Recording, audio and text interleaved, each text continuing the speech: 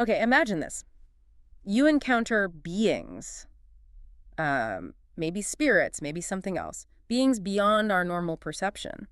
But instead of, fear, these encounters actually lead to these really deep philosophical discussions, surprising insights even. That's exactly the territory we're exploring today.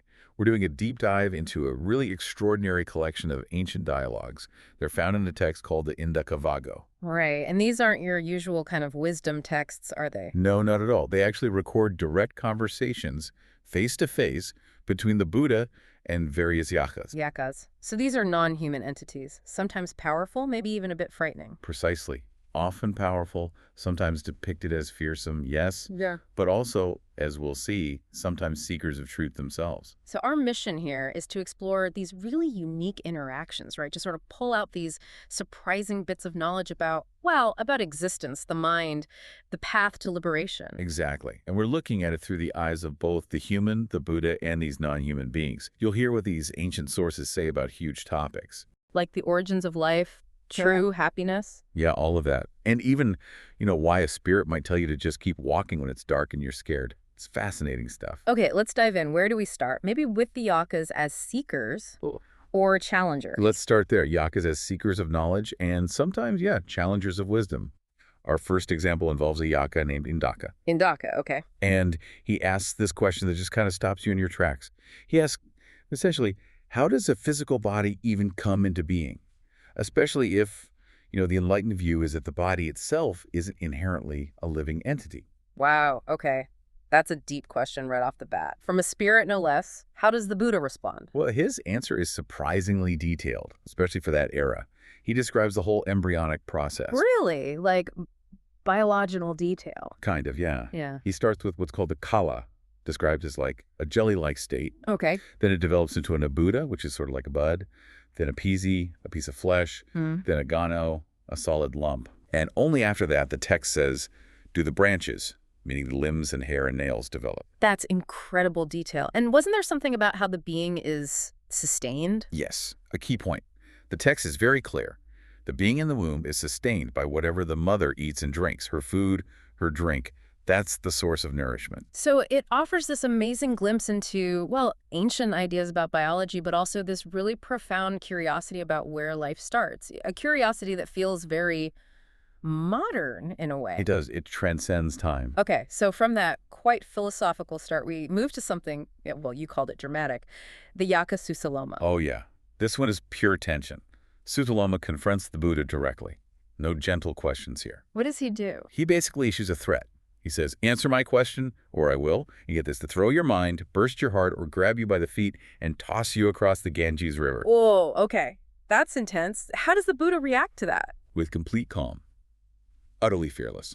He just says, essentially, I don't see anyone in this entire world, not gods, not Brahma, this high deity figure, not ascetics, not humans, nobody who could actually do that to me. That's some serious confidence. Or peace. Exactly. It's this powerful display of inner mastery. And then Suttalama asks his questions. After the threats. Yeah. Okay. What does he want to know? He asks about the roots of really core human experiences. Things like passion raga, hatred dosa, discontent rati, delight rati, even horripilation, goosebumps. Bumps. Yeah. And mental thoughts menavitaka, which he compares to young birds leaving their nest.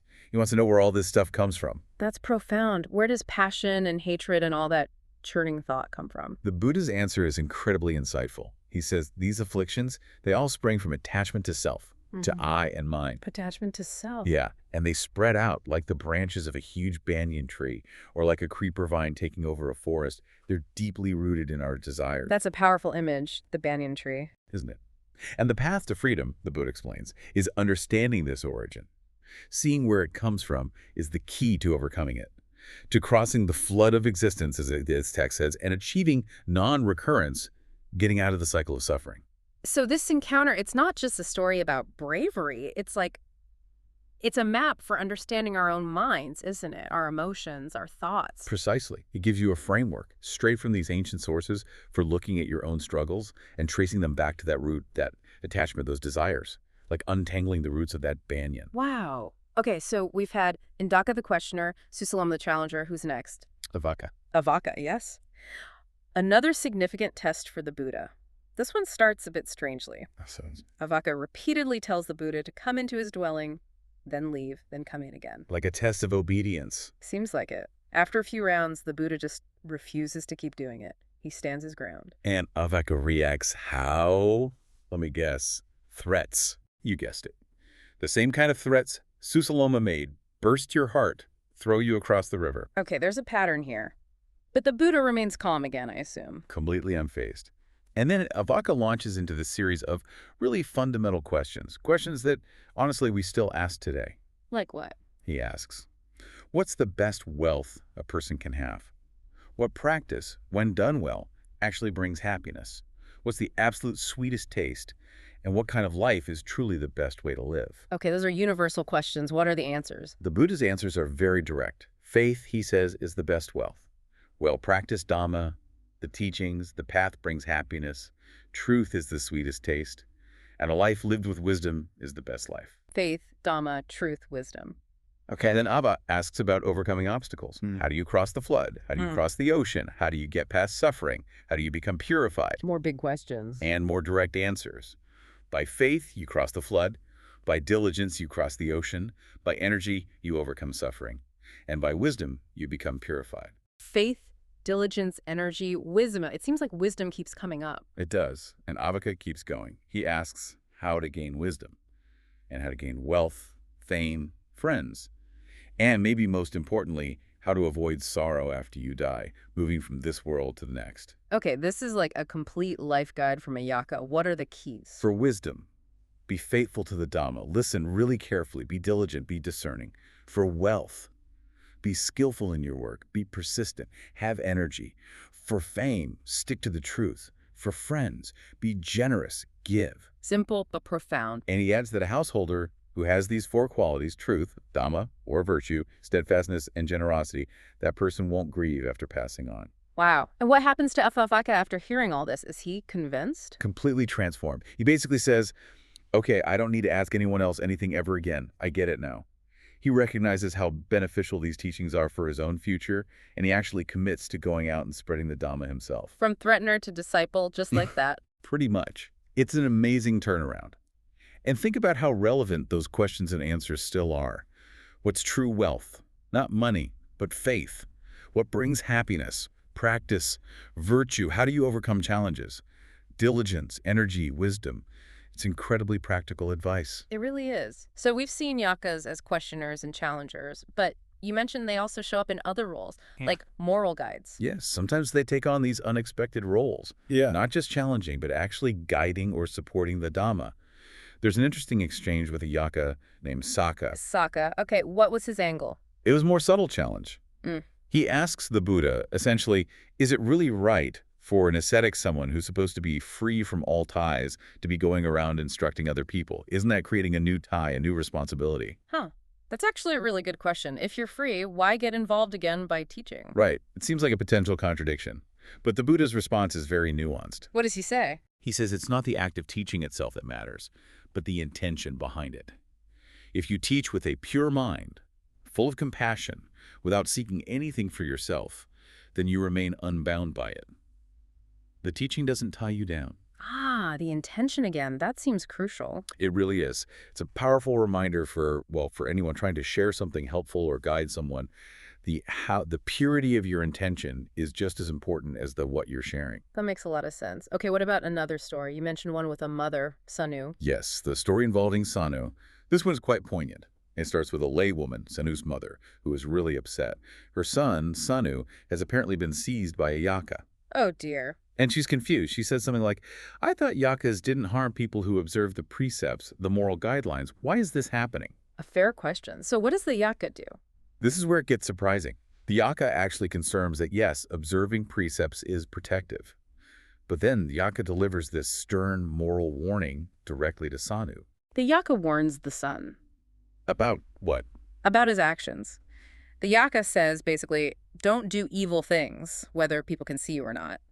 Because if you do evil, openly or secretly, you won't escape suffering. You can try to run, but you won't get away from the consequences. Wow. The Yakka is acting like a like a moral enforcer here. Exactly. And then the mother jumps back in with these incredibly powerful metaphors. She's trying to persuade Sanu away from presumably some worldly temptation or bad path he's considering. What does she say? She compares his potential return to harmful desires to someone who's just been pulled out of burning coals like hell but wants to jump right back in. Ooh, vivid. Or like wanting some treasure that was rescued from a fire to be thrown back in to burn again.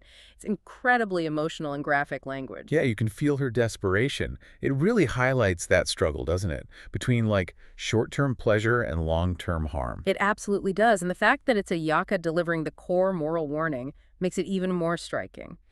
Even these ancient spirits, the story suggests, can uphold a kind of moral order. That's fascinating. Are there other examples of yakkas being supportive of the Dhamma? Oh, definitely. There are accounts showing real devotion. For instance, there's a Yakka mother named Piakaramata. She tells her young son, Piokara, "Be quiet now, listen," because the monk Anuruddha is reciting the Dhamma nearby. And she sees listening to this teaching as her own path to liberation, to get out of being a Yakka. So she wants her kid quiet so she can benefit spiritually. Yes. And then there's another Yakka mother, Punabasumata, who shows even more profound devotion. Punabasumata, what does she do? She also tells her children to be quiet, very forcefully, because she wants to listen attentively, while the Buddha himself is teaching about Nibbana, ultimate liberation. Okay. But then she says something remarkable. She declares that seeking this Dhamma, this truth, is dearer to her than her own children, even dearer than her husband. Wow. That's a huge statement. It is. She says, basically, my son can't free me from suffering. My husband can't free me. Only this Dhamma, this truth the Buddha teaches, can do that. That's intense prioritization of spiritual goals. How did the kids react? Her children actually encourage her. They say something like, "Yes, mother, listen carefully. He is the one who clears up confusion for everyone, gods and humans alike." Even the Yakka children get it. It seems so. And after Punabasumata listens, the text says she's filled with immense joy, feeling uplifted because she has seen the noble truths.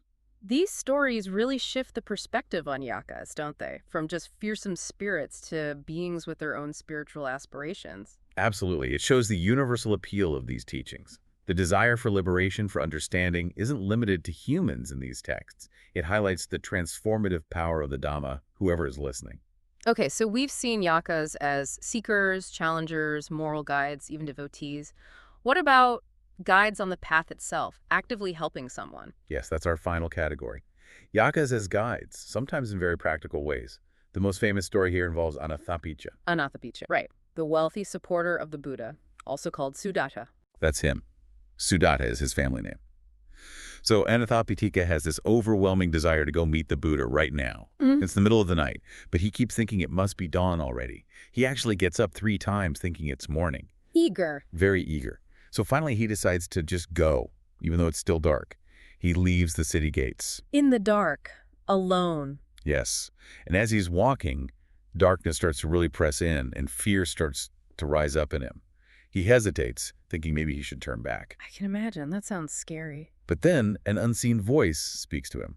It's a Yakka named Sivaka. Sivaka. Okay. What does the voice say? It's incredibly powerful encouragement.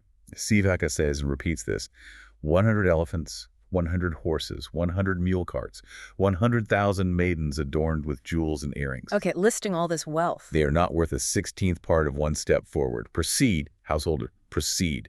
Your proceeding forward is better than turning back. Wow. One step forward is worth more than all that treasure. Exactly. And this voice repeats this encouragement 3 times. Each time, the darkness seems to lift a bit. Anathapicca's fear recedes, and his resolve strengthens. That's beautiful, like a guiding light in the darkness, literally. It really is. And when he finally reaches the Buddha, there's this lovely moment where the Buddha greets him using his family name, Sudatta, even before Anathapicca introduces himself. A warm welcome after his journey. Yes. And then, fittingly, the Buddha teaches him about what it means to truly sleep happily. And what is that? Is it just getting good rest? It's much deeper.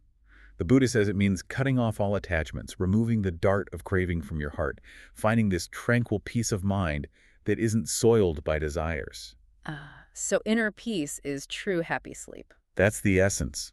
The whole story is this wonderful metaphor, isn't it? Pursuing something truly meaningful, facing inner obstacles like fear, outer ones like darkness, and getting this unexpected help along the way. And that Yakka's message that progress on the path is worth more than any material wealth that really sticks with you. It absolutely does. It's a timeless definition of what's truly valuable. And a beautiful picture of inner peace. Are there other examples of Yakkas supporting the path, maybe supporting the teachers? Yes, a couple of shorter but still impactful accounts. There's one about a Yakka who is absolutely thrilled listening to a bhikkhuni, a Buddhist nun named Sukha, teach the Dhamma. Sukha. Okay. What did the Yakka do? He apparently went roaming through the streets of the city, Rajagaha, basically shouting, well, maybe not shouting, but proclaiming loudly that people were foolish. They were sleeping as if drunk with honey, instead of coming to listen to Sukha teach about the deathless state, about liberation. Huh. Like a town crier for the Dhamma, but a Yakka version. Kind of. He praised her teaching as this irresistible pure essence, like thirsty travelers finding life-giving rain. That's quite poetic. And the same Yakka also went out of his way to praise a layman who had offered food to Bhikkhuni Sukha, saying how much merit, how much good karma that layman had gained by supporting her. So supporting the teachers is also highly valued. Very much so. And there's a similar brief story about another Yakka praising a layman who offered robes to a different bhikkhuni named Kira, specifically recognizing that Kira was liberated from all bonds. These little snippets really show a deep respect, don't they? From these non-human beings towards those who are living and teaching the path. They do. They highlight the value placed not just on the teaching, but on the generosity that supports the practitioners, the monks and nuns. It underlines that the wisdom and compassion embodied by these teachers resonated far and wide, even into these other realms of existence described in the texts. So wrapping this all up, we've covered quite a journey through these ancient dialogues. We've seen Yakkas asking fundamental questions about life. Right, like Indaka. And challenging the Buddha directly, like Susalama and Ava, prompting these incredibly profound teachings on suffering, desire, and the path. We've seen them act as unexpected moral guides, like in Sanu's story, and show deep devotion, like Piyakuramata and Punabasamata. Yeah, prioritizing the Dhamma above all else. And even acting as guides through darkness and fear, like Sivaka encouraging Anathapitika or cheering on those who teach and support the path, like with Sukha and Chira. It really shows that wisdom, in these texts at least, isn't confined to just one type of being or one source. It pops up in these surprising encounters. Exactly. These Yakkas, whether they were fearsome challengers or devoted students or guiding spirits, they acted as catalysts. They sparked these incredibly insightful teachings. So maybe the final thought for you, listening to this, what if the most profound wisdom you need, or maybe just that vital bit of encouragement for your own journey? What if it comes from a source you totally didn't expect? Maybe something or someone you initially find strange or unfamiliar, or even a bit intimidating. How does thinking about that maybe challenge your own assumptions about where wisdom comes from, or who can be a real guide in your life? It might make you rethink, what supernatural even means, or what other ancient texts, or maybe just unexpected encounters in your own life might hold some surprising wisdom for your path. Something to definitely mull over.